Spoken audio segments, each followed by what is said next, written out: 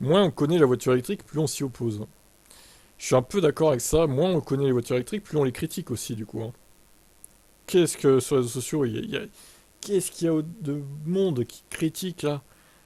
Ah là là, c'est infernal quoi. On tente de les raisonner, mais ça marche pas. Ils restent sur leur position, ils campent sur leur position, là. C'est des gens matrixés par le thermique, je comprends pas quoi. Comment on peut être matrixé par des voitures à moteur à explosion? C'est tellement inférieur comme technologie en plus. Quand il réfléchit, enfin, c'est juste une technologie d'un autre temps quoi. Mais il y en a, ils ne jurent que par ça. C'est incroyable.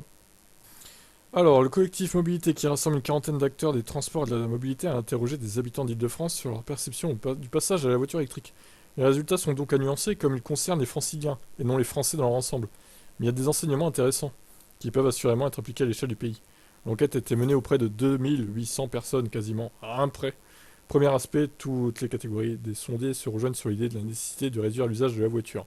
Mais 61% pensent conserver les mêmes usages au cours de l'année qui vient. Ah oui, d'accord.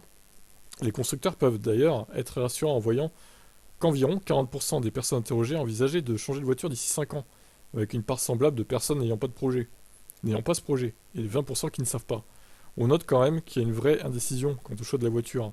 Trois quarts de ceux qui pourraient acheter un véhicule indiquaient ne pas savoir ce qu'ils vont faire.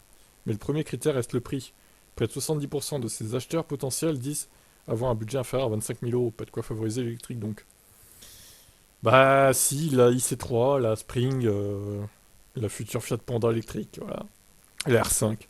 L'aspect surprenant de l'étude est de voir l'hybride rechargeable comme solution la plus évoquée en piste d'achat. Mais c'est cher les hybrides rechargeables. Mais pour le collectif mobilité, c'est une illustration de l'indécision. Le résultat montre l'envie d'une solution idéale, combinant l'avantage du moteur thermique et de l'électrique. Le PHEV arrive ainsi devant l'essence et l'électrique. Pour les sonder, les prix des électriques posent un problème. Mais les prix des PHEV, du coup, c'est cher aussi, les gars. Oh, réveillez-vous là. C'est limite plus cher que l'électrique. Il pointe aussi du doigt le fait qu'il est difficile de faire des recharges et que les modèles ne répondent pas encore à tous les besoins. C'est difficile de faire les recharges, oh là là, les clichés on la vie dure, hein. Il suffit de se concentrer, de se renseigner, de s'informer. Et au bout de 3-4 recharges, ça va rentrer, hein. Vous n'êtes pas stupides les gens quand même.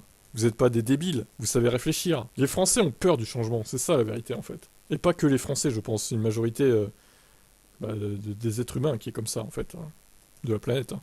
Mais sur la connaissance du véhicule électrique, il y a un aspect fort intéressant dans cette enquête. Le collectif précise en effet qu'il y a 66% de répondants qualifiés de novices avec une connaissance théorique sur les voitures électriques. En clair, ces sondés n'en ont jamais essayé une. 4% seulement étaient experts et utilisent une voiture électrique. Le reste sont les intermédiaires. Ils ont eu l'occasion de tester au moins une fois une électrique. Et dans les résultats, on trouve des perceptions qui vont grandement varier en fonction du niveau de connaissance. Ainsi, à la question de la nécessité d'accélérer la transition vers la voiture électrique, les experts y sont largement favorables. Les novices, nettement opposés. D'ailleurs, dans l'ensemble, la position des répondants sur cette question est négative, avec notamment une opposition de plus en plus marquée, plus on vieillit, et plus on habite loin de la capitale. En clair, plus la voiture est incontournable pour se déplacer, moins l'électrique est vue d'un bon oeil. C'est un peu con comme raisonnement, parce qu'au final, maintenant les autonomies c'est 400, 450, 500. Il y a largement de quoi faire en fait. Si vous la mettez en charge chaque soir, c'est bon. Après, il y a encore le problème de ceux qui vivent en appartement, effectivement, et qui n'ont pas de garage. Oui, là, je comprends que c'est compliqué. Et qui peuvent pas forcément compter sur les bandes publiques. Parce qu'il n'y en a pas assez, tout simplement, et puis c'est cher. Mais bon, pour ceux qui ont une maison individuelle avec un garage, je vois pas en quoi l'électrique c'est un problème. Après, voilà. À part pour le prix, effectivement.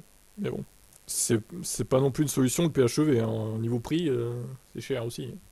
Même plus cher, limite. Qu'est-ce que vous en pensez?